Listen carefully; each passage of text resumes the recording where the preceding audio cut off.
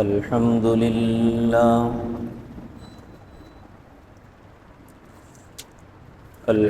لله وحده، والصلاة والسلام على من لا نبي بعده، وعلى آله وأصحابه الذين أوفوا عهدا، ونشهد أن لا إله إلا الله وحده لا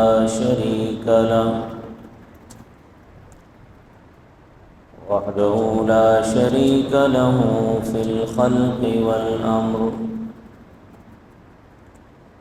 إرغاما لمن جحد به وكفر، ونشهد أن سيدنا ومولانا محمدًا عبده ورسوله، المبعوث إلى الأسود والأحمر لتكميل مكارم الأخلاق. لا يخلق نبي ولا رسول بعده، ولا أمة بعد أمته، ولا شريعة بعد شريعته، ولا كتاب بعد كتابه، صلى الله تعالى عليه وعلى آله وأصحابه الذين هم خلاصة العرب العرباء، وخير الخلائق بعد الأنبياء،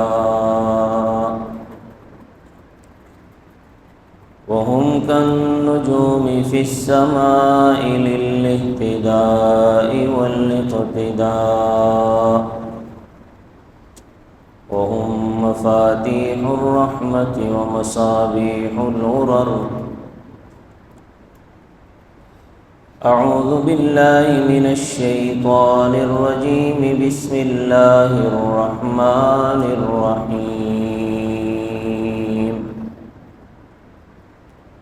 لن ينال الله لحومها ولا دماؤها، ولكن يناله التقوى منكم. كذلك سخرها لكم لتكبروا الله على ما هداكم. صدق الله العظيم. رب اشرح لي صدري ويسر لي أمري، واحلل عقدة من لساني يفقه قولي. رب زدني علما، رب زدني علما، رب زدني علما. سبحانك لا علم لنا إلا ما علمتنا، إنك أنت العليم الحكيم. تمام حضرات درود شریف پڑھ لیں. اللهم صل على محمد وعلى آل محمد، كما صليت على إبراهيم وعلى آل إبراهيم إنك حميد مجيد. اللهم بارك على محمد وعلى آل محمد، كما باركت على إبراهيم وعلى آل إبراهيم إنك حميد مجيد. معزز سامعین گرامی قدر، آج 10 ذی الحجہ ہے.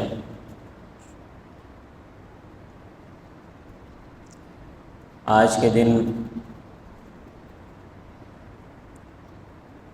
مسلمان صاحب حیثیت مسلمان اللہ کے حضور اپنی قربانی پیش کرتے ہیں،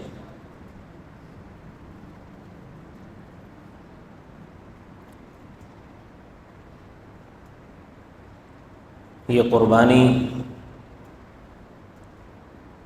کوئی آج سے نہیں ہے،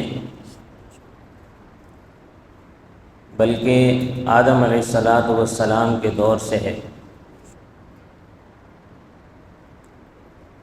جتنی عبادتیں ہیں ان تمام عبادتوں کی تاریخ اتنی پرانی نہیں ہے جتنی تاریخ قربانی کی پرانی ہے۔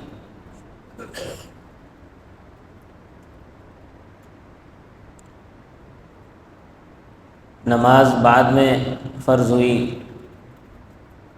روزہ بعد میں فرض ہوا، حج بھی بعد میں فرض ہوا، زکوٰۃ بعد میں فرض ہوئی، لیکن قربانی ایسی عبادت ہے کہ جو سب سے پہلے حضرت آدم علیہ السلام کے بیٹے حابیل اور قابیل نے پیش کی۔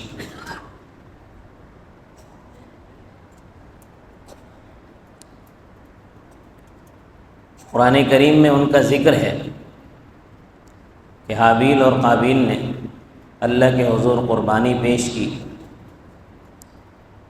دونوں میں سے ایک کی قربانی قبول ہو گئی اور ایک کی قربانی قبول نہ ہوئی۔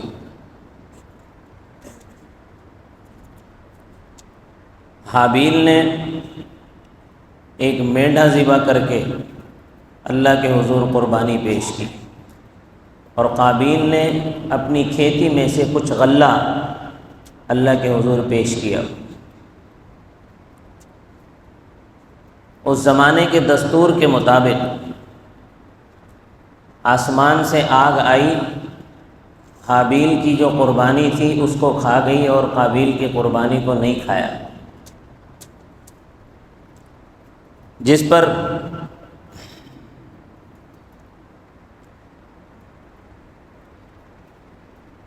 اللہ تبارک و تعالی نے حابیل کی قربانی کو قبول فرمایا اور قابیل کی قربانی کو قبول نہیں کیا۔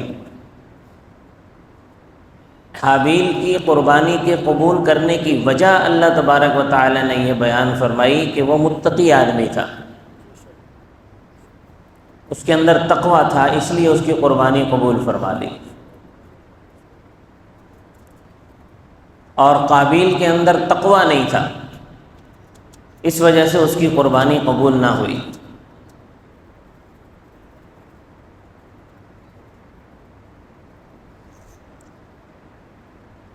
تو معلوم یہ ہوا کہ قربانی کی تاریخ بڑی پرانی ہے، لیکن قربانی کو جو عظیم الشان حیثیت ملی ہے وہ حضرت ابراہیم اور حضرت اسماعیل علیہ السلام کی قربانی سے ملی ہے۔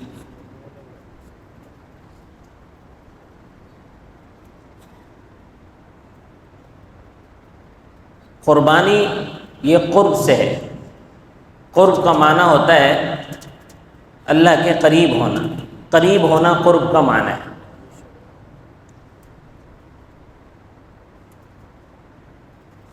یہ عربی کا لفظ ہے، اصل میں ہے قربان، فعلان کے وزن پر ہے۔ قربان قرآن ایک ہی وزن ہے دونوں کا۔ اللہ تبارک و تعالی نے اپنی کتاب کا نام قرآن رکھا۔ قرآن کا معنی ہوتا ہے، قرات کا معنی ہوتا ہے پڑھنا، صرف پڑھنا، اور قرآن کا معنی ہوتا ہے جو کتاب سب سے زیادہ پڑھی جاتی ہے، اس لیے اس کا نام قرآن ہے، اور اسی وزن پر ہے قربان۔ قربان کا مطلب ہوتا ہے سب سے زیادہ قریب ہونا۔ تو جو آدمی اللہ کے حضور قربانی پیش کرتا ہے وہ اس قربانی پیش کرنے کی وجہ سے اللہ کے سب سے زیادہ نزدیک ہو جاتا ہے۔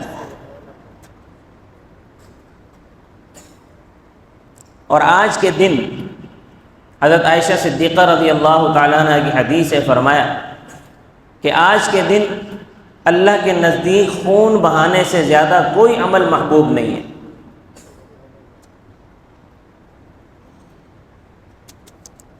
اور قیامت کے دن یہی جانور اپنی کھال، اپنے بالوں، اپنے کھروں، اپنے سینگوں کے ساتھ یعنی جوں کا تو اللہ کے حضور پیش ہوتا ہے۔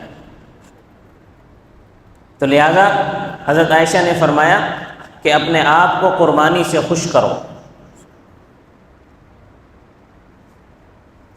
قربانی اللہ تبارک و تعالیٰ کیوں لیتے ہیں؟ قربانی کیوں کی جاتی ہے؟ اس کا مقصد کیا ہے؟ اس کے کئی مقاصد ہیں اور اس میں کئی دروس ہیں، کئی اسباق ہیں۔ آپ دیکھیں کہ حضرت ابراہیم علیہ السلام کو اللہ نے مقام خلیلیت عطا فرمایا، تو یہ مقام خلیلیت ایسی تھوڑی مل گیا تھا۔ ابراہیم علیہ السلام نے اپنے والد، اپنے محبوب والد کی ڈانٹ سنی، والد نے ان کو جھڑکا، پھر ابراہیم علیہ السلام نے قوم کے سامنے توحید کا اعلان کیا، پھر نمرود کے دربار میں کھڑے ہو کر ایسا توحید کا مکالمہ پیش کیا کہ فرشتے عش عش کر اٹھے۔ ابراہیم علیہ السلام کو آگ میں ڈالا گیا اور ہنسی خوشی ابراہیم علیہ السلام آگ میں کود گئے، ماتھے پر بل تک نہیں آیا۔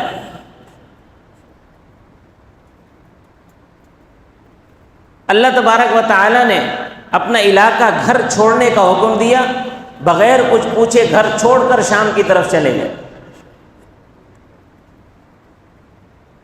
پھر بڑھاپے میں ملا ہوا بیٹا اور جوان بیوی، حکم ہوا کہ ان کو وادی غیر ذی زرع میں چھوڑ کر آ جاؤ، بغیر کوئی سوال پوچھے اپنی جوان بیوی کو اور بڑھاپے میں ملے ہوئے بچے کو وادی غیر ذی زرع میں چھوڑ کر آ گئے۔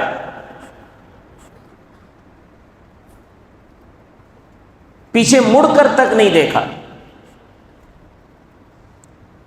پھر جب بیٹا کچھ بڑا ہوا تو اللہ نے فرما دیا کہ بیٹے کے گلے پہ چھری رکھ دو۔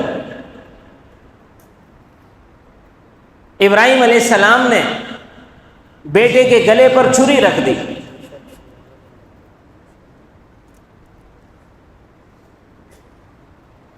پھر بڑھاپے میں اللہ کی طرف سے حکم آیا کہ میرا گھر بنا دو۔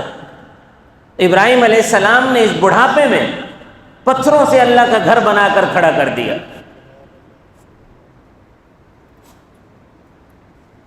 اتنی قربانیاں ابراہیم علیہ السلام نے دیں، تب جا کر ابراہیم علیہ السلام کو مقام خلیلیت ملا۔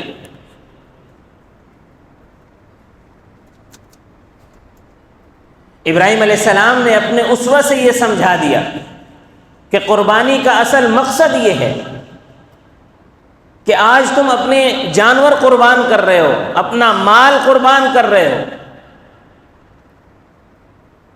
گویا اللہ کے حضور یہ وعدہ کیا جا رہا ہے کہ یا اللہ، آج تو نے جانور کی قربانی مانگی ہے، ہم تیرے حضور جانور کی قربانی پیش کر رہے ہیں، کل اگر تو ہم سے ہماری جان کی قربانی مانگے گا تو ہم تیرے لیے اپنی جان بھی قربان کر دیں گے۔ اصل میں یہ وعدہ اللہ سے کرنا ہے۔ تو یہ مقصد ہوتا ہے اللہ کا قربانی لینے کا۔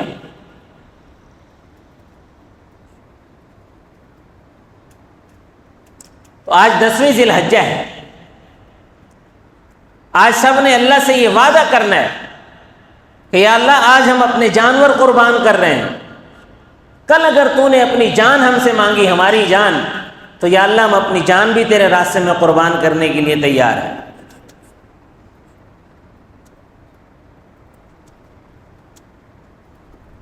تو معلوم یہ ہوا کہ قربانی ہمیں تقوی کا سبق دیتی ہے۔ تقوی کہتے ہیں دل میں اللہ کا ڈر پیدا ہو جانا۔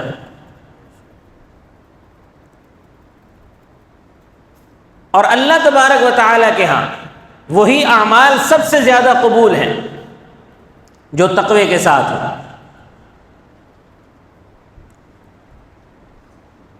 جس عمل میں تقوی نہ ہو، اخلاص نہ ہو، اللہ اس عمل کو قبول نہیں فرماتے۔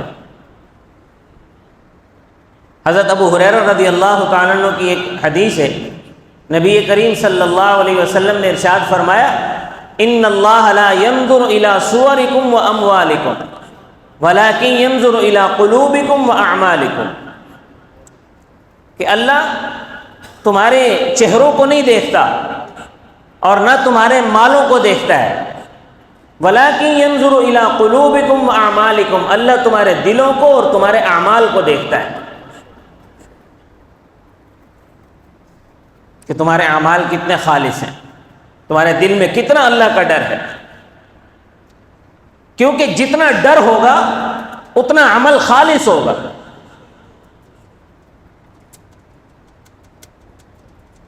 ڈر نہیں ہوگا تو عمل بھی خالص نہیں ہوگا، نام و نمود کے لیے ہوگا۔ تو اصل مقصد حصول تقوی ہے۔ ہم جو جانور ذبح کرتے ہیں، یہ جانور تو اللہ کے پاس نہیں جاتا۔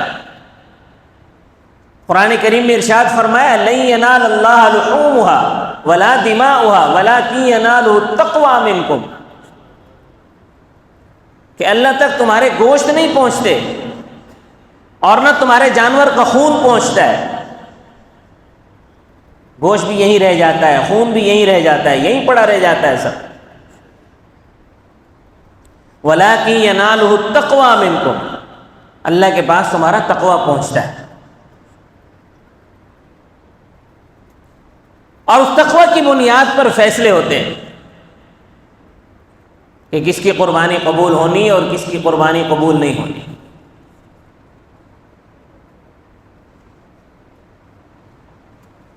یہ الگ بات ہے کہ جانور اللہ تبارک و تعالیٰ کے حضور آپ جو جانور ذبح کرتے ہیں اس کا کچھ بھی ضائع نہیں جاتا، اس کے بالوں کا بھی فائدہ ہے، اس کی کھال کا بھی فائدہ ہے، اس کے گوشت کا بھی فائدہ ہے۔ حضور اکرم صلی اللہ علیہ وسلم نے فرمایا کہ جو آدمی اللہ کے حضور قربانی پیش کرتا ہے، اللہ ایک ایک بال کے بدلے، اس جانور کے ایک ایک بال کے بدلے ایک گناہ معاف فرماتے ہیں اور ایک درجہ بلند فرماتے ہیں۔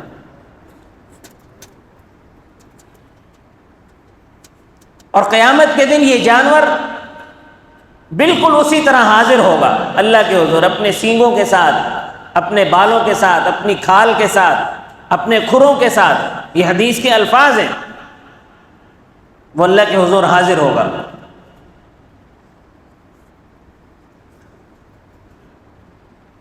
تو یہ الگ بات ہے کہ جانور کی ان تمام چیزوں کا فائدہ ضرور ہے، لیکن اصل مقصد جو ہے وہ ہے تقوی، اخلاص نیت۔ جتنی نیت خالص ہوگی اتنا عمل زیادہ قبول ہوگا۔ جیسا کہ قرآن کریم میں ارشاد فرمایا قل ان صلاتی و نسکی و محیای و مماتی للہ رب العالمین، کہ آپ کہہ دیجئے کہ میری نماز اور میری قربانی، میری زندگی اور میری موت اس پروردگار کے لیے، اس اللہ کے لیے جو سارے جہانوں کا پالنے والا ہے۔ تو قربانی اخلاص نیت کا درس دیتی ہے کہ صرف قربانی ہی نہیں بلکہ جو بھی عمل کیا جائے وہ اخلاص نیت کے ساتھ کرو۔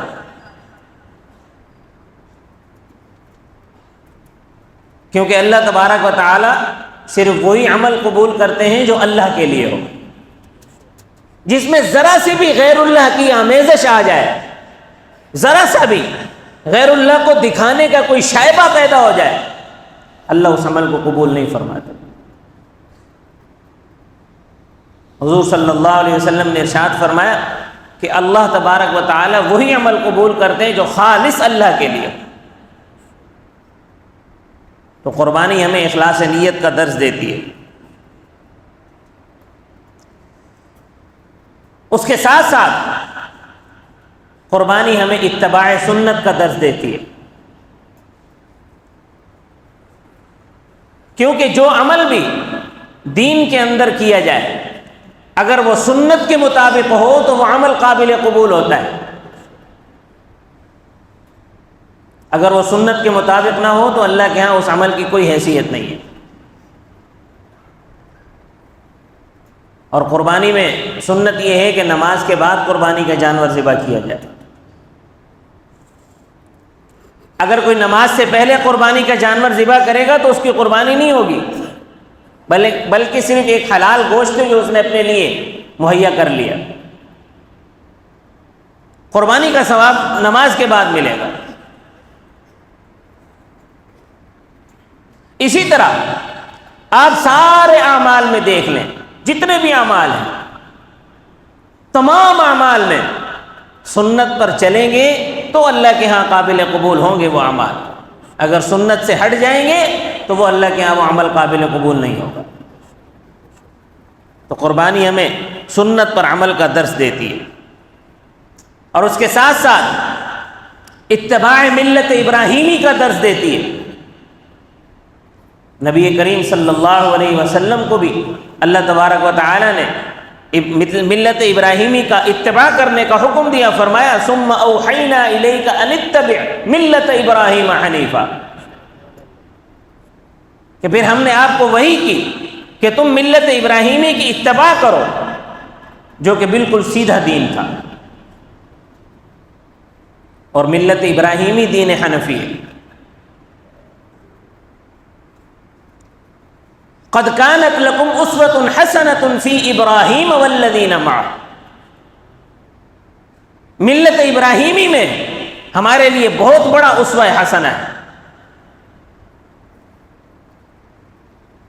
قربانی ہمیں ملت ابراہیمی پر چلنے کا بھی درس دیتی ہے۔ قربانی سے ایک بات اور بھی سمجھ میں آتی ہے، وہ یہ ہے کہ ہم کوشش کرتے ہیں کہ ایسا جانور لے کر آئیں جو ظاہری عیوب سے پاک ہو، اس میں ظاہری طور پر کوئی عیب نہ ہو، یہ سب کی کوشش ہوتی ہے۔ اس بات سے ہمیں درس یہ ملتا ہے کہ ہم اب خود اپنی زندگی بھی ایسی گزاریں کہ ہماری اپنی زندگی بھی ظاہری اور باطنی عیوب سے پاک ہو۔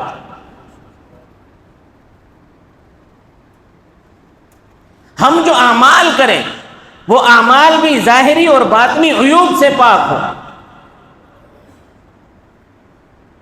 ہماری زندگیوں میں غیبت کی گندگی نہ ہو، گناہ کی گندگی نہ ہو، زنا کی گندگی نہ ہو، شراب کی گندگی نہ ہو، گناہ صغیرہ کی گندگی نہ ہو، گناہ کبیرہ کی گندگی نہ ہو۔ جس طرح قربانی کے جانور عیوب سے پاک ہوتا ہے، اسی طرح انسان کی زندگی بھی عیوب سے پاک ہونی چاہیے، تب آخرت میں کامیابی ملے گی۔ آپ دیکھیں کہ اگر کسی جانور میں ایک بھی عیب ہو، اس کی قربانی نہیں ہوتی۔ تو اگر انسانی زندگی میں کوئی عیب ہوگا تو اللہ کے ہاں سزا ملے گی نہیں ملے گی، تو اللہ کے ہاں قبولیت نہیں ہوگی۔ اس لیے قربانی ہمیں یہ سبق دیتی ہے کہ ہماری زندگی عیوب سے پاک ہو۔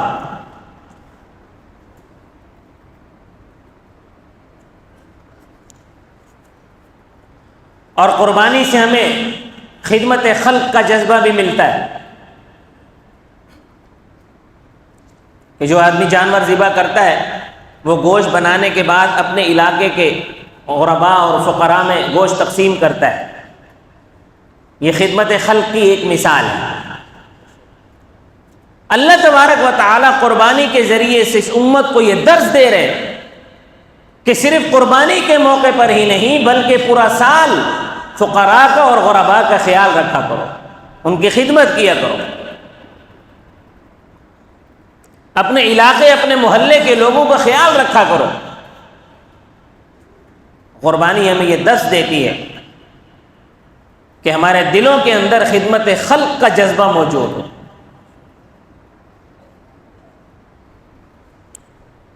فرمایا وَكُلُوا مِنْهَا وَأَطْعِمُوا الْبَائِسَ الْفَقِيرَ، ایک اور مقام پر فرمایا وَكُلُوا مِنْهَا وَأَطْعِمُوا الْقَانِعَ وَالْمُعْتَرَ، کہ قربانی کے گوشت میں سے خود بھی کھاؤ اور فقراء کو بھی دو۔ اور آخری جو سبق ہمیں قربانی سے ملتا ہے وہ ہے پابندی نماز کا۔ کہ نماز کی پابندی بھی ضروری ہے، کیونکہ اللہ تبارک و تعالی نے جہاں پر قربانی کا ذکر فرمایا اس کے ساتھ ہی نماز کا ذکر بھی فرمایا فَصَلِّ لِرَبِّكَ وَانْحَرْ، اپنے رب کے لیے نماز پڑھ اور قربانی کر۔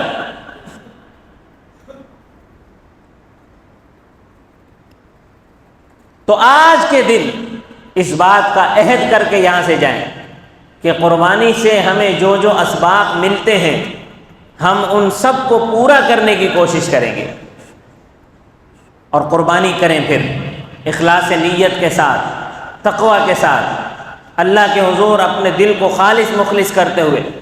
یہ نہ سوچیں کہ ہم، آج کل تو یہ بھی ایک مرض عام ہو چکا ہے کہ مہنگے سے مہنگا ترین جانور لائیں گے تاکہ لوگوں میں ہماری واہ واہ ہو، لوگ دور دور سے دیکھنے آئیں کہ کتنا مہنگا جانور لائے ہیں۔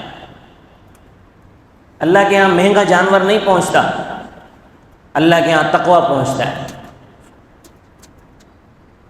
نبی کریم صلی اللہ علیہ وسلم نے فرمایا کہ میرے صحابہ ایک مٹھی جو کی صدقہ کریں، اور بعد میں آنے والے لوگ، تم لوگ یہ احد پہاڑ برابر سونا اللہ کے راستے میں خرچ کر دو، میرے صحابی کی ایک مٹھی جو کا مقابلہ نہیں کر سکتے۔ کیوں؟ احد پہاڑ کے برابر سونا صدقہ کر رہا ہے، اور ایک جو صحابی رسول ہے وہ ایک مٹھی جو صدقہ کر رہے ہیں، کیونکہ صحابی کے اندر جو اخلاص تھا وہ بعد کے لوگوں میں پیدا نہیں ہو سکتا، اس وجہ سے ان کی ایک مٹھی جو احد پہاڑ کے برابر سونا صدقہ کرنے سے افضل ہو گئی۔ اس لیے اپنے دلوں کو صاف کر کے خالص مخلص بن کر، بالکل یہ سوچ کر کے میں خالصتاً اللہ کی رضا کے لیے، اللہ کا حکم جو آیا ہے اس کے حکم کے مطابق میں یہ قربانی پیش کر رہا ہوں۔ اللہ تبارک و تعالی مجھے اور آپ کو عمل کی توفیق عطا فرمائے۔ وما علینا الا البلاغ المبین۔ نماز کا طریقہ سن لیں۔ 2 رکعت نماز عید الاضحیٰ، نیت کریں گے 2 رکعت نماز عید الاضحیٰ بما 6 زائد تکبیروں کے، منہ میرا کعبہ شریف کی طرف، پیچھے اس امام کے اللہ اکبر۔ پہلی تکبیر کے بعد ہاتھ باندھ لینے، اس کے بعد ثنا پڑھی جائے گی، ثنا پڑھنے کے بعد پھر 3 زائد تکبیریں کہی جائیں گی، اور ہر تکبیر پر ہاتھ کانوں تک اٹھا کر چھوڑ دینے۔ تیسری تکبیر کے بعد ہاتھ باندھ لینے، سورۃ فاتحہ پڑھی جائے گی، اس کے ساتھ سورت ملائی جائے گی، اس کے بعد رکوع سجدہ ہوگا، 1 رکعت مکمل ہو گئی۔ دوسری رکعت کے لیے کھڑے ہوں گے، دوسری رکعت میں امام قرات کرے گا، قرات کرنے کے بعد رکوع میں جانے سے پہلے پھر 3 زائد تکبیریں کہی جائیں گی، ہر تکبیر پر ہاتھ کانوں تک اٹھا کر چھوڑ دے دیں۔ چوتھی تکبیر کہتے ہوئے رکوع میں چلے جائیں گے، رکوع سجدہ ہوگا، قعدہ اخیرہ ہوگا، اس کے بعد نماز ختم ہو جائے گی۔ نماز کے بعد خطبہ ہوگا، اور خطبہ سنے بغیر کوئی بھی ساتھی نہ جائے، خطبہ سننا بھی واجب ہے۔ تمام ساتھیوں سے درخواست ہے کہ صفیں درست فرما لیں۔